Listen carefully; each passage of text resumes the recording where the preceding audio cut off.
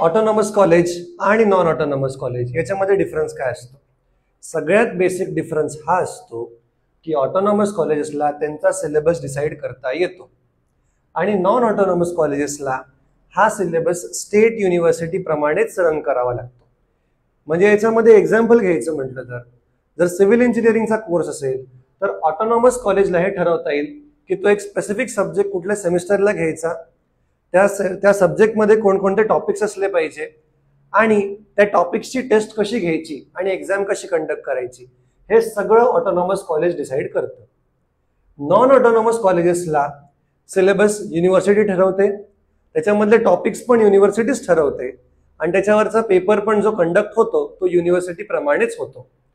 याच्यामध्ये अजून एक डिफरन्स येतो. ऑटोनॉमस कॉलेजेसमधून जी डिग्री मिळते ती असते BTech म्हणजे बॅचलर ऑफ टेक्नॉलॉजी आणि नॉन ऑटोनॉमस मधून जी मिळते ती असते बॅचलर ऑफ इंजिनिअरिंग म्हणजेच BE. दोन्ही डिग्री जर म्हटल्या तर त्याच्यामध्ये खूप जास्त डिफरन्स नसतो. थँक्यू.